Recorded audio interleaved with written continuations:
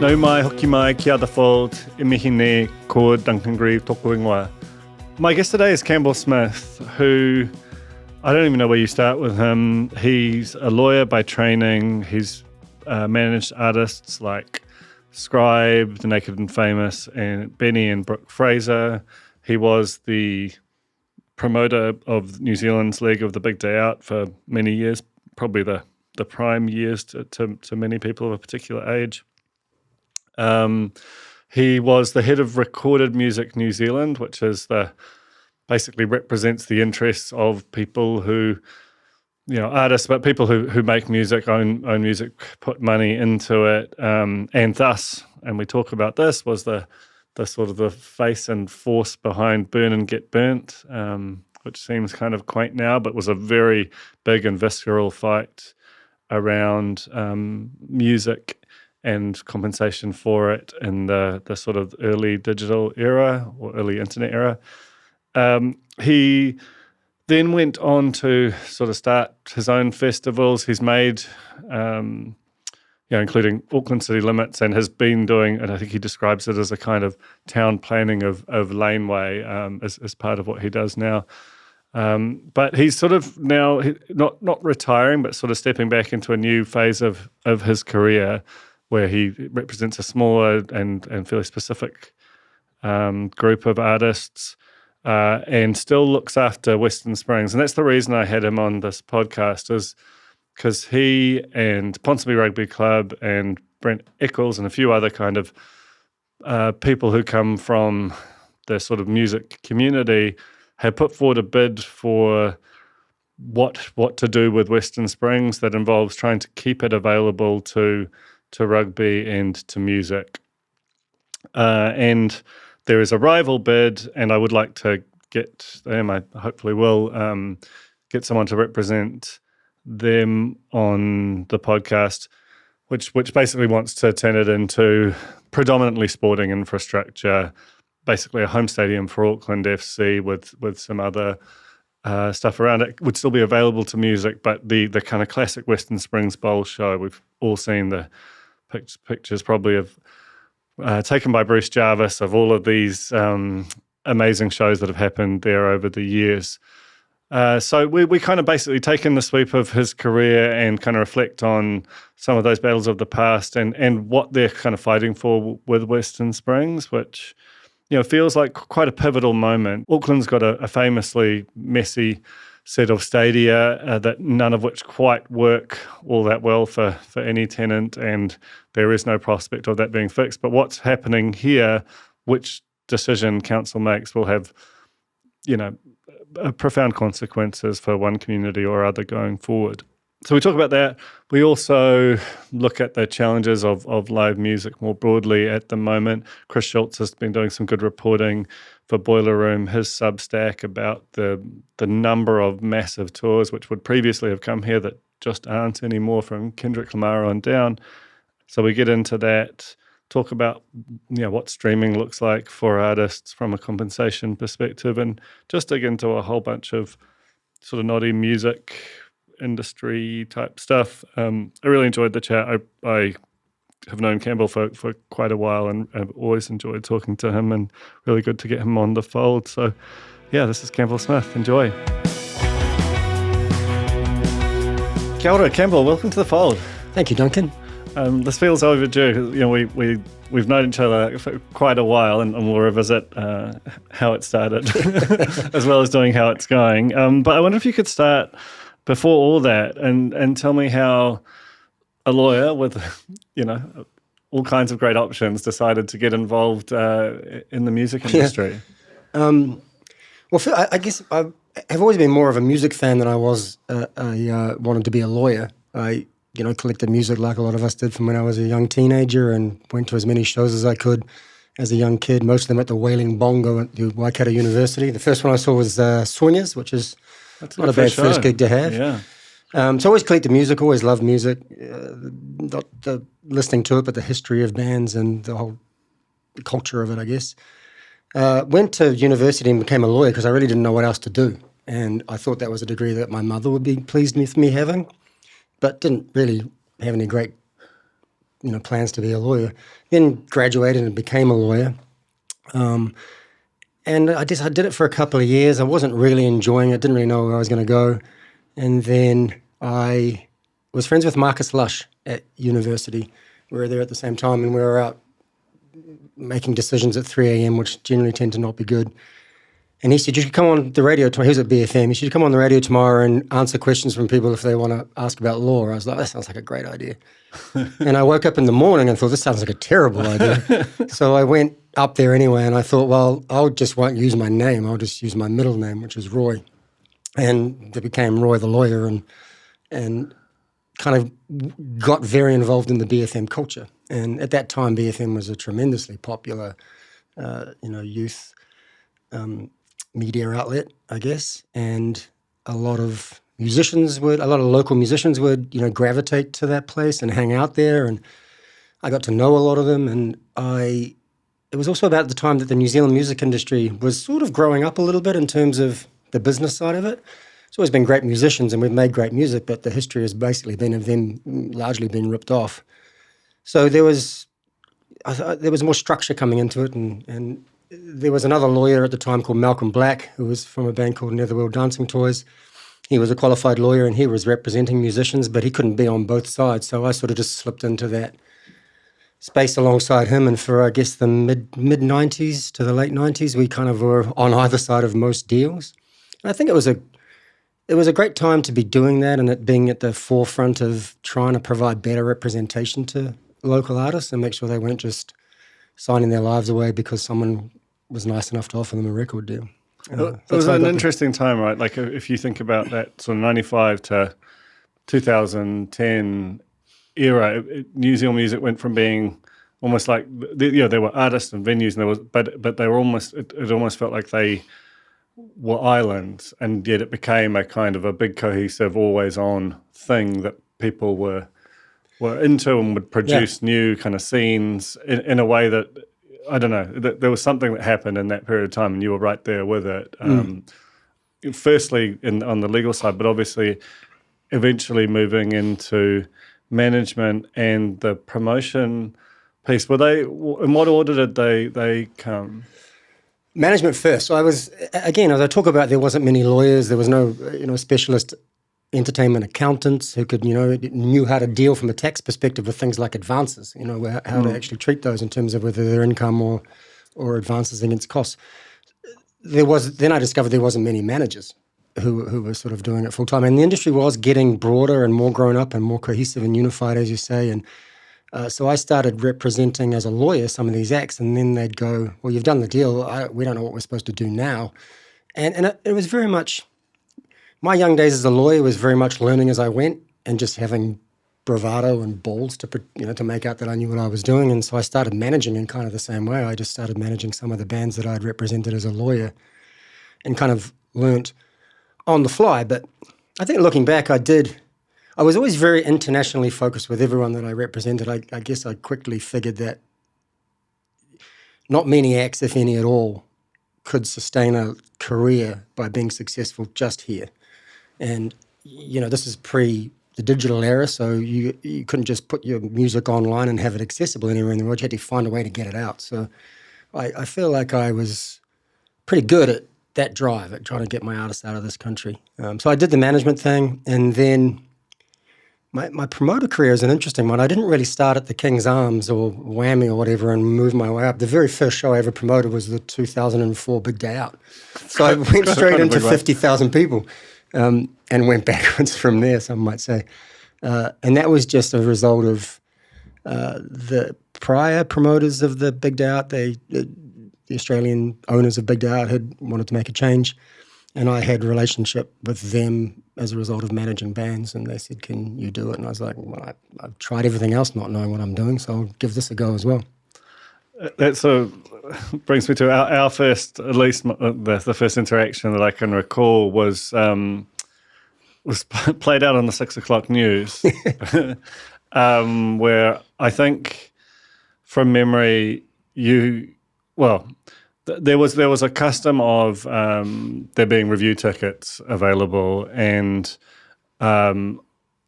I think I'd been denied them, and I'm still not sure whether I was actually denied them because of what I'd said the previous year, or just because they weren't necessarily kind of being distributed as broadly to this No, this the giant first one. festival. It was okay. Good. I didn't want to make assumptions there, because often, like especially when I was in my mid-20s, I was just like a mess of different seething kind of resentments, and oftentimes people were completely oblivious to me. So it was just the No, that was it. Yeah, I mean, you wrote a review as it's your right to do, and it was not particularly complimentary. So, and I guess I don't know which year it was. It would have been. It must have been 2007. I reckon. Yeah. Nowadays, of course, if you were going to react like that to every piece of someone saying something negative about your show, you'd go insane. But there was no social media then, and it was just what you wrote. And I took an exception to it, and then I thought, well, and you will recall, I hope, that I didn't ban anyone from going to the show. I just buy your own tickets. I framed it that way as I'd been banned, which an early kind of example of hyperbole in a journalistic setting. But it was, I mean, I think it was like, I look back on it now kind of weirdly fondly, like this idea that a magazine and a promoter's kind of disagreement could be on the 6 o'clock news, and it must have been a slow news day. You'd have to say that. I look back on it fondly because we've since become good friends, and I have great respect for each other, I think. So I just look at it as an isolated occurrence that is something that young people do, perhaps. I wouldn't do it now. Well, I mean, now you'd just be stoked to have people review the thing. And as I say, if I was going to try to not give tickets to people who had something negative to say, not many people would be coming. That's true. It's funny, like I was sort of, in preparation of this, looking back at some of the Big Day Out lineups that came about, right through its run, to be honest, but especially in that kind of late 90s, kind of mid-late 2000s kind of golden era, or at least as it exists in my mind. And you look at them and you go, like, probably like 6 of those artists could nudge a stadium show, and then a whole bunch could play arenas. And yet the economics of the thing, even at what seemed now like a complete screaming bargain of a cost price, worked. How I guess is my question. Well, numbers. The audiences were large, so we were doing over 30,000, oftentimes over 40,000 people per show, and at a point in time when there was no Spark Arena, so acts that came here were either having to do stadiums as headline acts or be playing 2 town halls or something. There was nothing in between. So if an act wanted to come here in Australia, that was probably the easiest way to do it. Plus, the Big Day Out quickly developed a reputation amongst the touring music community of the Northern Hemisphere as being the best time. They often called it the Big Day Off. So they'd come down here out of a northern winter. There was a tremendous camaraderie that was developed and pushed and encouraged by the owners, the promoters, Ken and Vivian. There was gaps between shows, and at the early days particularly, there wasn't a lot of headline shows, side shows played. So there was this big travelling circus hanging out at Bondi Beach or Byron Bay or the east coast of Australia, having a great time, or Waiheke Island. And the amount of friendships that you heard were formed amongst musicians, collaborations that came out of that 2.5-week trip were astonishing. So when you talk to artists and booking agents and managers in the North, their ambition for touring in Australia and New Zealand was to play the Big Day Out. And I guess oftentimes perhaps for lesser fees than they might have expected otherwise. But yeah, it certainly, there was just magic about the Big Day Out, I think, that just existed at that point in time. There wasn't any other competition, and there wasn't, the same number of venues that we have now. I mean, there's a sort of, there's two, I don't know, depending on your perspective, whether they're crises or sort of prolonged challenges that are kind of confronting live music at the moment. One is the sort of, and maybe we'll sort of talk about them in turn. The first one is just challenges to festivals, particularly in recent years. Subsequent to the Big Day Out, you've had Auckland City Limits, which was a great time, but obviously had its own challenges trying to take that space that the Big Day Out had to some extent. Why is it that festivals have gotten so difficult to make work, even at a ticket price which is often double what it might have been 15 years ago? I don't know. It's not very good for your podcast. I don't know if I know the answer.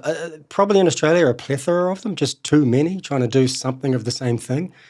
I still kind of marvel at how many shows we managed to pull off at Spark Arena for kind of roughly the same audience for a lot of the shows, and where that money comes from. The shows are all over $100, and some 200-300 plus. And so I think that rather than, I always think, how can a kid be affording all those shows, or the parents of those kids, or the parents themselves be affording all those shows? So I kind of often wonder at how many headline shows there are. With festivals, I've had this, I can only talk about what might be the problem now by reference to my own experience with them, and the very, very fickle things. As I said, the Big Day Out until 2011, the smallest crowd I think we did was 34,000. Oftentimes we got near 50. In 2011, we did 45,000 for that show headlined by Tool. And in 2012, I don't think with a bad lineup, we did 8,000 people. It just dropped off a cliff. 8,000? Yeah.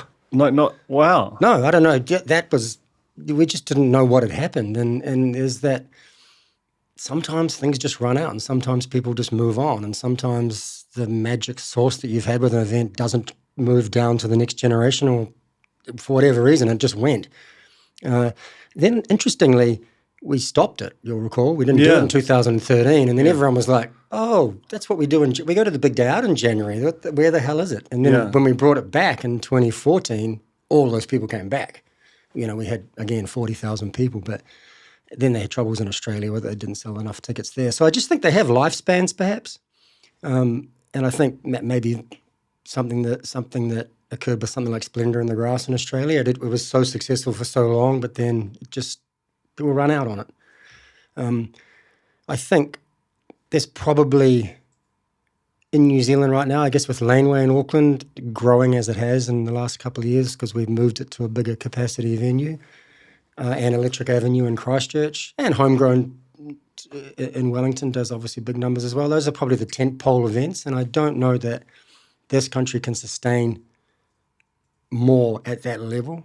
You might see boutique ones happening a little bit more that are, aimed at specific audiences or specific genres, but they're hard, they're fickle, they're hard. And just when you think you've got it figured out and you're doing well, the arse will drop out of it. And I guess that, to your point, that when you go from 45,000 to 8,000, a lot of your costs are probably broadly the same regardless of how many people are coming, you can lose a ton of money. The only place you're saving money is you've probably got less toilets. Yeah, that's you can't shave cost in many other ways. So yeah, it's hard. So in terms of like the other kind of, I don't want to make this a dooming thing because I think that both your career and there's a lot of interesting stuff going on in music, but it is an undeniable kind of. Just there's a weirdness right now where New Zealand suddenly seems to have dropped off the kind of schedule for a particular sort of major tour kind of thing, like the sort of multiple Sparks and the stadium shows. We're just not there. Do you have a sense of what is driving that, and if it's a sort of a storm or something that might be a new weather system? I think it's a bigger problem than that, and I think it's going to continue unless we can find creative ways to make this a more viable place to come.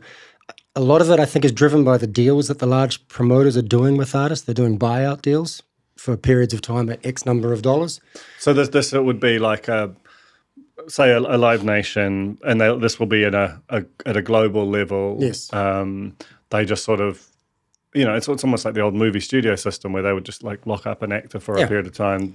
You can only play our venues and it might be X number of dates, and we just not, you think about the number of big, evolved, rich music markets there are, and New Zealand will just struggle on a pure kind of GDP per capita basis. Exactly. I think, they buy, so the Live Nation or whatever, AEG, the large promoters will do deals with artists for a set number of shows or a set number of years for all the money up front. Not necessarily exclusively for the venues they own, but they would be the promoters. So then it becomes much more of a mathematical it's an equation for them to go, okay, where can we put them that's going to make the most money? And the strength of the New Zealand dollar hasn't been too bad lately, but it's traditionally, roughly near half the US dollar. And the cost of getting here and the cost of bringing production in just makes it a very hard mathematical equation to make work. So I think in the past when probably, I'm an independent promoter, I'm not part of the big behemoths. So if I had a relationship with a manager or an agent, then I might be able to get that act to come here as part of their touring schedule. But now they've just sold all the shows. So it would be, historically, you could have put on a show just as an independent, tacked on to a bigger schedule, just bid for it, brought them here. Yeah. But the fact of these things being now kind of financially, dealt away at over a long periods of time with just eye-watering sums of money. Yes.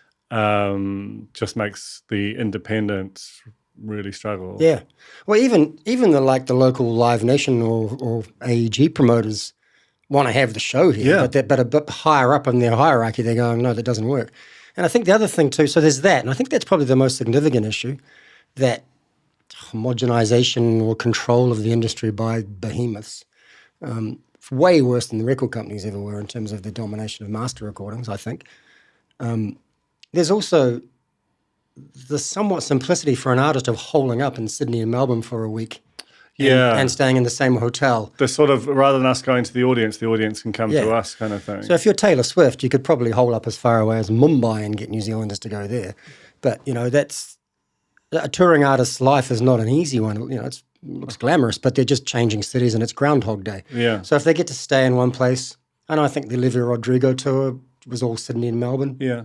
Well, you can imagine you can probably put on a better show because the production is set up for a week, therefore you can put more into it. Yep. Pack up, pack down is not quite such an ordeal if it's happening less frequently. You can see it, but it is just, when it's happening at a country level, it feels quite personal. Yeah, exactly. I think it is. But I don't think, oftentimes those artists, well, they probably don't think New Zealand's a different country anyway. But also the other thing about Australia is that the New South Wales and Victoria state governments invest heavily in that happening. You stay and play all your shows here, and we'll, financially and support it. if they can get 20,000 New Zealanders coming across for a couple of stadium shows, well, that's a big win for their tourism. Yeah. So we'll return to the sort of venues piece towards the end and talk about Western Springs, but I want to talk a bit more about the management side. And maybe actually something that even predates it, because you became the face of the stopping and the sort of moral argument around stopping illegal downloading in this country. That's an argument that's probably nearing a quarter of a century old now. It feels almost quaint, except we're also moving into this AI era, which is feels like another kind of confronting pivot point in the way that music and a whole lot of copyrighted material is being used.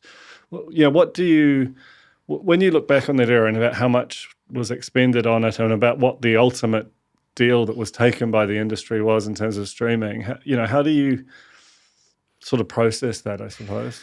With some difficulty, because I feel like our approach was maybe morally right, but possibly just short-sighted, or not even short-sighted, just very stuck in the moment of where we were, and it felt like we were just putting our fingers in the what do you call that? Fingers in the hole in the dam or whatever it is. We were just trying to stop the inevitable flow of water, and as I say, whilst I thought it was a morally right thing to be saying, I always felt at the time it was highly unlikely to be achieved, that we were going to succeed with that program.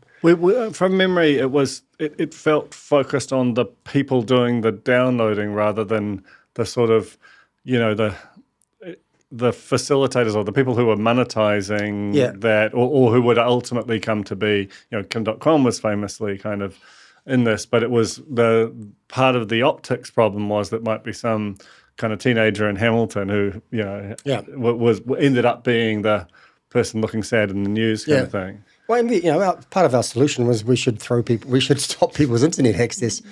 It's difficult to pull that off. Like Crusher Collins with the Boy Racer cars. Yeah, but I think, and the other part, the campaign initially was called Burn and Get Burnt. That's right. So it wasn't even actually... You didn't mean literally No, we were burning going to burn people at the stake. That's stage 3 of the program. Never got rolled Yeah, okay, out. good. It was actually format shifting off the hard CDs into digital format. Our argument, we were initially arguing you couldn't do that. You couldn't legitimately purchase a CD and then move it into your iPod, into your iTunes, and have access on a digital player. That felt crazy. But the law provided you couldn't format shift. So fortunately, we didn't linger on that one too long. We actually got the copyright law changed to enable you to do that for personal use. But I guess you always look back and see how quickly things changed and how quickly they developed, and how at some point in the early 2000s, the master recording industry moved from "we're never going to stop this" to "how do we actually get a part of this?" But in that early part, when I was running the Recorded Music Industry Association and I was charged with pushing that case, that was what I was supposed to do. I was supposed to go out there, stop people downloading illegally. It was killing musicians, et cetera, et cetera. It was killing their careers. And yeah, as I say, in a very theoretical, moral sense, I think it was right. But my heart was never really entirely in it. It was something I was supposed to do, but I couldn't ever see it working out. So when you look back at it now, at the sort of at streaming and the Spotify, YouTube, Apple, Amazon, all of the various providers there that have ultimately taken the place, that distribution piece. And you've seen this also, I think, both from a recorded music level, seen it sort of grow, seen it decline and then grow, not to the same extent. You've also seen it in the accounts of individual artists that you've managed. Do you think that the deal that was struck, or that the compact that has ultimately been reached, represents like a decent deal for artists now? No. I don't. I think it goes through too many filters along the way before it gets to the artist. So whatever Spotify plays to its shareholder partners at the record companies is what it is. That's not enough. Certainly the amount that flows from the record companies through to the artists, I still don't think is enough. Some artists, sure, are making good money out of it, but you've got to be streaming several million streams of a track to be generating any return at all. And that's getting harder and harder to do in that mid to low level of artists. Yeah. It's just difficult. You had some artists that were very big in a New Zealand context, but would very much be in the sort of middle class, lower middle class in a global sense. Yeah. When you think about but they also had some very successful albums in a local context, and it was an era and industry that sort of supported that. When you think about the kind of revenue that an artist could expect to kind of receive after everyone else had taken their share in that era at a particular size versus now, how big is the delta, or can they sort of comp that, do you think? I'm not sure I understand. Like a sort of, I don't want to name an artist because it'll feel like it's getting a bit too, but if you think about the kinds of artists that you had, if they had a hit album, maybe goes a couple times platinum locally, maybe sells some stuff in Australia, through a cycle there versus doing a similar thing now with a bit of a regional hit, how big is the difference between what they could have made then versus what they might be compensated now? Well, still, comparatively, they weren't making any money off selling double platinum albums here. Right, so that even then it still wasn't fair.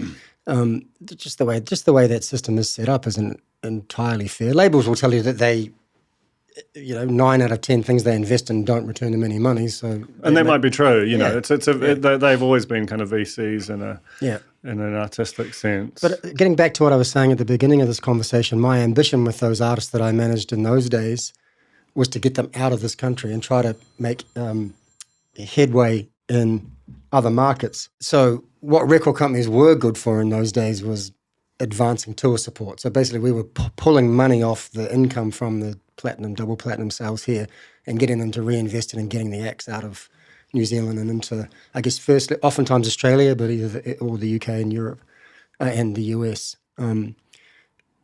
But I don't know that they would have made a lot of money even if they just sat in New Zealand and didn't go anywhere and were big here. Yeah. Records cost much more money to make then, and the more success you had, the more you expected to spend on the next record. And, some of those budgets that we were making records for in the early late 90s, early 2000s, they were several $100,000 records, you know? Yeah. So in an overarching way, I think artists have always got a bit of the raw end of the stick. Back in the physical days and in the streaming world, not enough flows back to them. As it's been important to me. Like when I was at RMNZ, it was important to me to ensure that not to be too pointy-headed about it, but when a record, for example, is played on the radio has to pay a percentage of its advertising income to the writers of the songs and the recorders of the songs. So people will know that the publishing side of it the writing side of it goes to APRA, and the recording side of it goes to Recorded Music.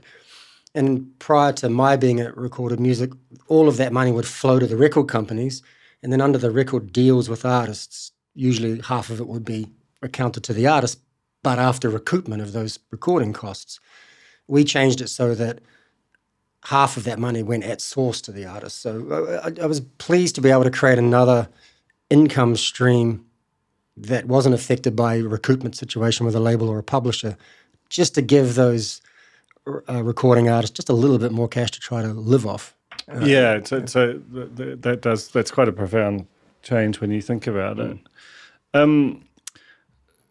I mean, so we've been dwelling on the sort of the past here, and you know, my understanding is that you're coming towards the end of that period of active management of artists.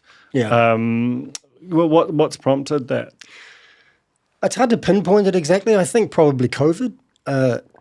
As long ago as that now was, it's a very weird job, artist management, particularly managing artists from here and all the difficulties we face with a small home market and the cost of getting out of here. You have to be 24/7, not only committed to it, but really overly enthusiastic about what you're doing. I think if you broke down the amount of money that I've made from even the Bennies and the Naked and Famouses and the Brooke Frasers of the world versus the hours I put in, it would be, I'd be reasonably well-paid waiter. It would be probably about where it would equate to. So you really have to actually have a love of doing it. And I came out of COVID and I felt that I was still doing my job, I think, and I was still doing it to a very good level. But you know that sometimes you wake up in the morning and you open your computer, and if you're enthusiastic, you kind of get into the emails, and I was just like looking at it through my fingers and think who was bothering me in the night.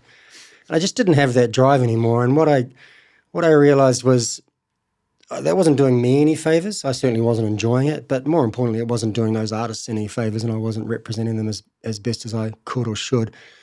So just reflected on that, really. I continued to do it for a while, and I looked to find managers to transition, certainly the bigger artists too, and did that over the last couple of years. And now I'm just managing, I manage producers, which is those guys, those men and women just sit in dark rooms and make music. They don't tour, they don't make videos, they don't have to have any kind of TikTok or social media agenda. It's easier. And it also relies more on my legal skills, which I've been enjoying utilizing again to negotiating contracts. I've kind of got back to a little bit of that.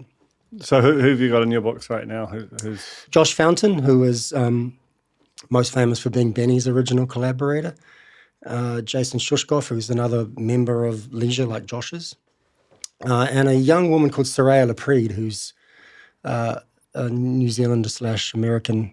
Actually, she has a great story. Her father is Ronnie Laprede. From the Commodores. From the Commodores. And he met Soraya's mother on the plane from Los Angeles to Auckland on a Commodores tour in, I don't know, the 80s, I guess. And didn't actually get off the plane and get married, but not long after. Landed, fell in love on the plane, landed, got married. Still together today, wow. Which is a great story. So Soraya works between here and America, and she's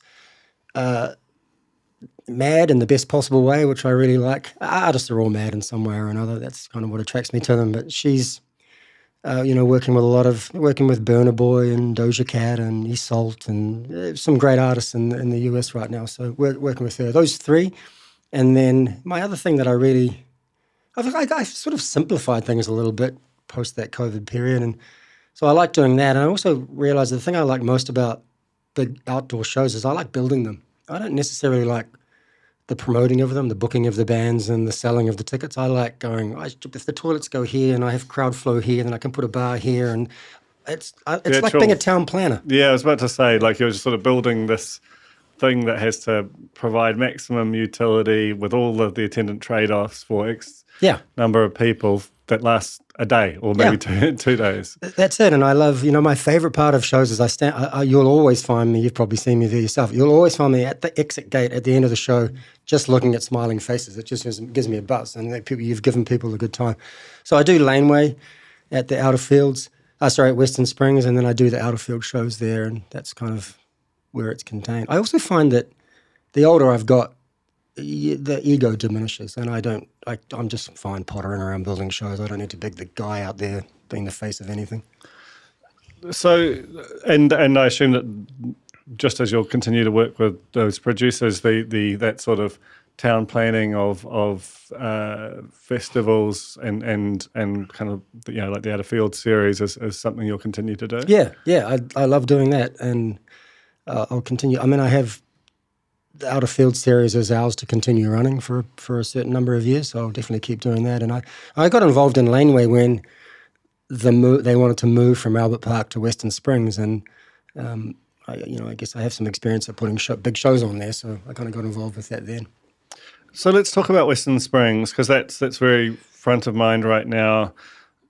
Auckland has like a famously messed up set of kind of stadia, none of which are the right size or in the right place, and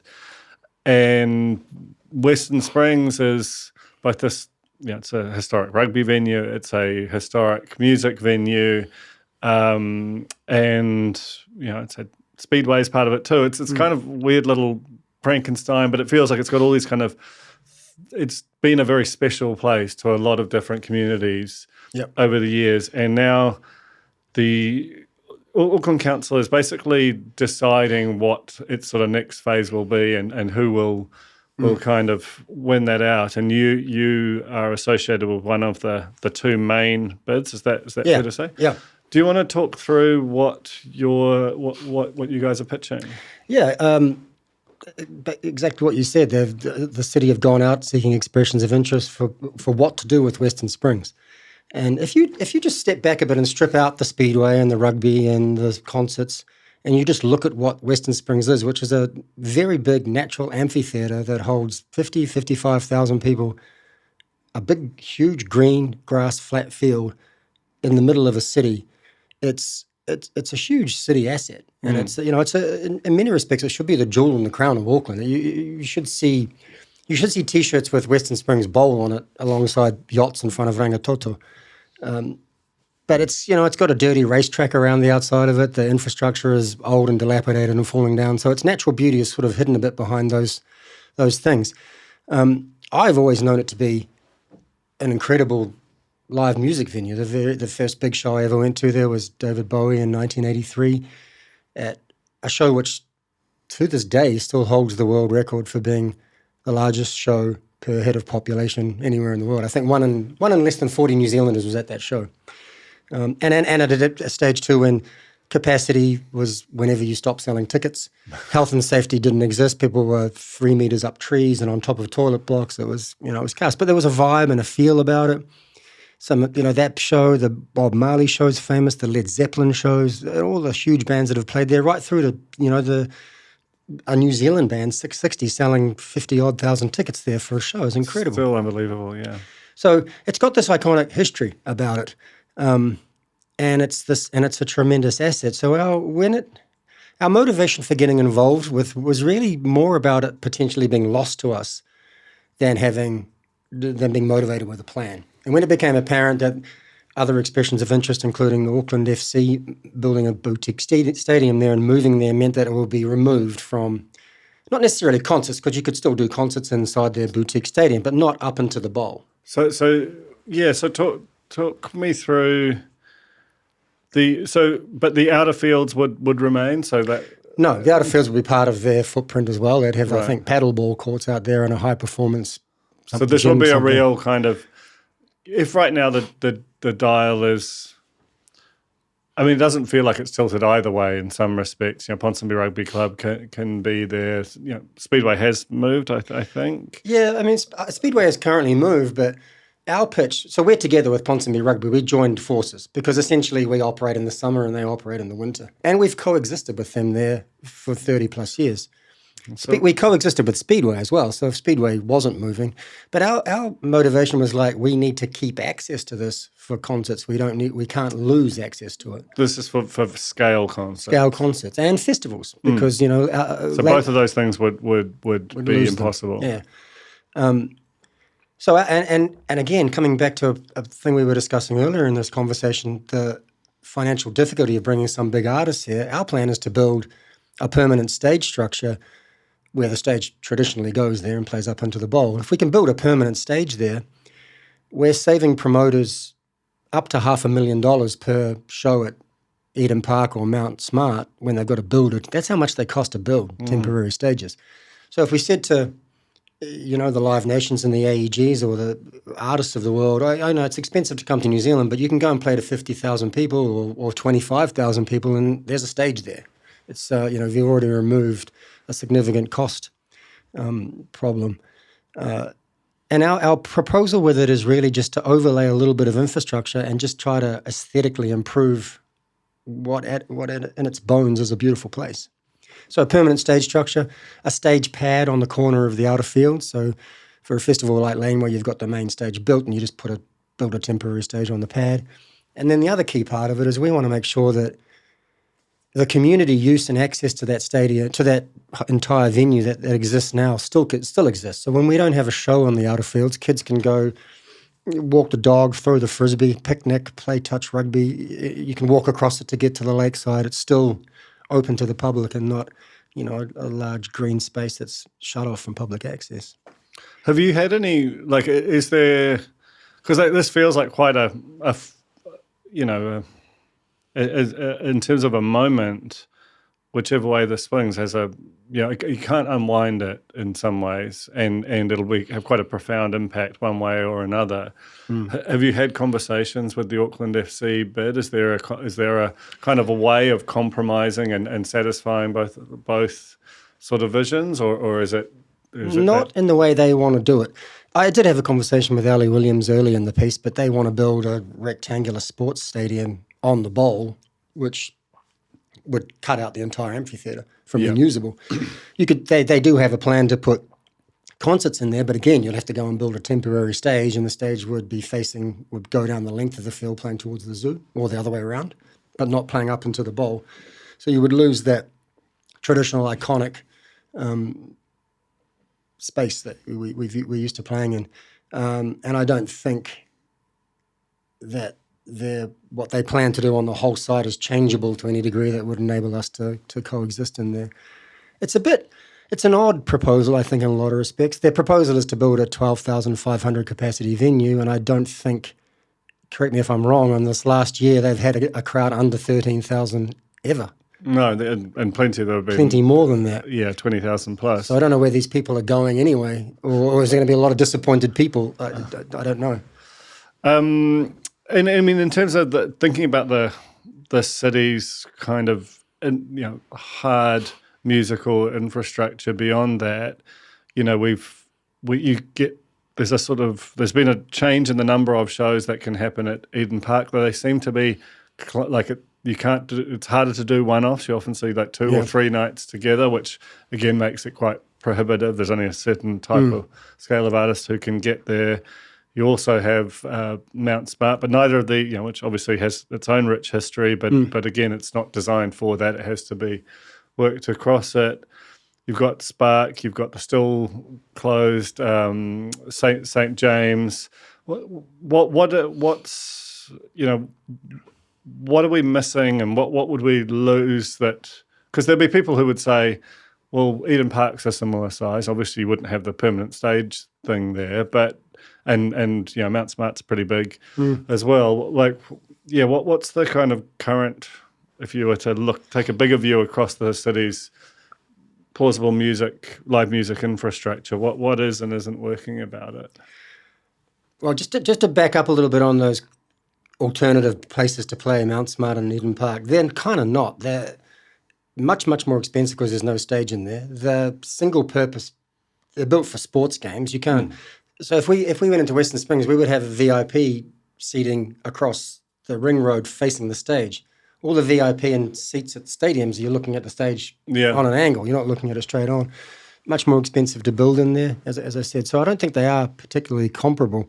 I've always said we're missing the little venues, but I'm so worried right now about the space that young musicians are coming into and whether there's any interest in it all, whether there's fan bases there that can be grown. The Double Whammy opening in the past year has been, I think that's a great new addition to the fleet.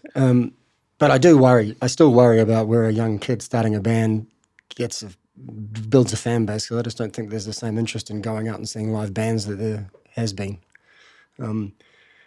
Spark is having Spark is tremendous. Just the ability of the number of acts we get in here to play a venue of that size regularly has been a huge boon.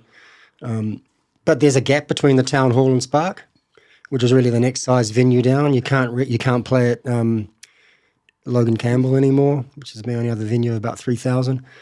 Developing other venues and others, trying to get viable venues in Wellington and Christchurch is an ongoing, or should be an ongoing objective of promoters and venues.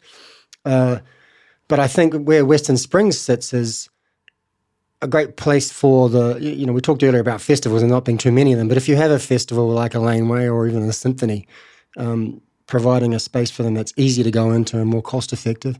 I think the other thing about outdoor shows at Western Springs is it's sort of, you've got the full 55,000 cap, but there's also a natural delineation above. People know what it looks like. There's the terraces around the field, and then there's a ring road above that, and it's sort of naturally divided in two.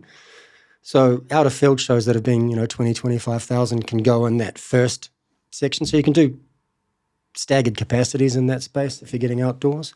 But that's I think what's kind of lacking is an outdoor venue that is financially viable to go into, and trying to just make it more attractive to get those acts to come here that currently aren't.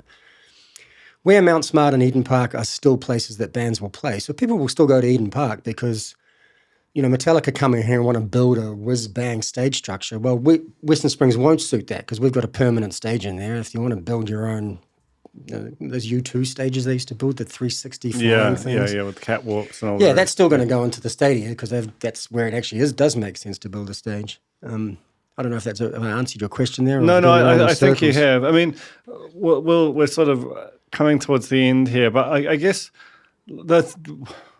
when I think about like all of our stadium infrastructure, even down to Spark, it does feel like it's built for sports first.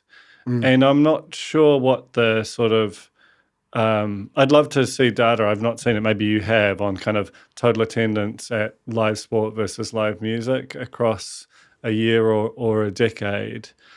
But certainly, if you were to do a similar exercise around the economic impact, because the cost of concerts are so much higher, and certainly Spark feels like its usage for music versus its usage for sports is much more, even though its sort of shape and so on is built around indoor ball sports. But do you feel like that at a sort of central and local governmental level that the sort of music by its nature, by the fact that it's got these younger audiences versus the kind of the system that exists to propagate sports, love sports, but it just feels a little bit out of whack in terms of what the kind of current and forward-looking economic impact of them are, setting aside the cultural one. It is. I come from the same place as you. I'm as big a sport addict as you are. So I'm not an anti-sport person by any stretch, but the amount of commitment and dedication and focus that's gone on to making sure that sports teams have places to play. Irrespective of where they can pull a crowd, because the Warriors and Auckland FC are the exceptions. In recent times, you see a lot more mostly empty stadia. Yeah. The focus on that, and then saying to music, not even music, but just other events that aren't sport, saying, well, you fit in there. Even though, yes, by comparison, many more people are going to a music concert than to any of those sports games. The Warriors and current Auckland FC currently aside. But even the Warriors, it's a very recent phenomenon Yeah. that they would. Now they've got a very loyal fan base, but with long periods of time when it was like 10K was a good crowd for them. So I think, yes, that's true. And I guess one of the things that irks me about the conversation about Western Springs, when people say, well, you can keep doing concerts here. And yeah, we can, but they're just not easy. It's not easy to go and put build a temporary concert structure in a rectangular sports stadium. Yeah, whereas the All Blacks or any team shows up to Eden Park and it's a big rectangular field. Annoyingly, it's got big gaps because they very occasionally play cricket there. But, so all of these things cricket there's crazy. Yeah. Even I could hit a six over that, back over the bowler's head. But again, it's just cricket shouldn't be played there either. It's just the stadia strategy is so weird in this city and maybe this country. Yeah, I agree. Thanks, Campbell. Oh, good, so no fun problem. to talk about all this stuff. Yeah, And finally, because you do spend and have done for a while, spend 6 months of your life in LA, which has recently been in the news, and the whole entertainment industry. Yeah. In the US feels like it's a target. It's not quite as big as like the Ivy League, but it's the sort of tariffs on films has been a big thing. How is the city, which is one that's built around the entertainment business to some large extent, how is it sort of coping with the first 6 months of this new administration? It's weird. In my day-to-day life, where I live in the People's Republic of Silver Lake in Los Angeles, you don't see... You're in the micro and the macro doesn't really impact too much. It's only when I leave or step back and for the first part of this year, I try to avoid the news as much as possible. It was just doing my head in. When you step back from a little bit, it's kind of terrifying. And not only what's happening politically, socially, culturally there, but I do see the impact it's having on the creative industries. And it's bad enough I think in Hollywood, very few things are currently made in LA anymore anyway. And now it's obviously going to be harder and harder to do that. Finance in LA maybe. But. Yeah. But it's I think during that first Trump administration, it was all kind of wacky and weird and you could sort of step back from it. Now there's a colder sense about it now. And I'm going back there tonight, but I haven't been there since the ICE interventions and the response to that. So I'll see. And that's much closer to where I live. That's downtown, which is 5 miles or so away. So we'll see. But I was talking to a friend yesterday who said she feels like that is as real in her life now, that what's going on, as the fires were in January. And that affected all of us, the fires. That really did impact us. She couldn't really avoid that and how it felt. So it certainly feels realer this time right now than it did the last Trump term or any time prior to now. But I think, there's the creative industries are certainly under attack. Is that the right way of putting it? But it'd certainly be harder for them to make way. Yeah. It's and that's on multiple fronts. What's happening technologically and the way that sort of social and AI are all kind of collapsing in on themselves. It's a chilling time. Sometimes I think I should just go to the Coromandel and be done with it. Just stay there. I've always got that. I've always got that there available. It's not a terrible idea. Yeah. Hey man, thanks so much for coming on the fold today. And hope the trip back goes well and that everything's fine over there. Thanks, Dunk. I appreciate it.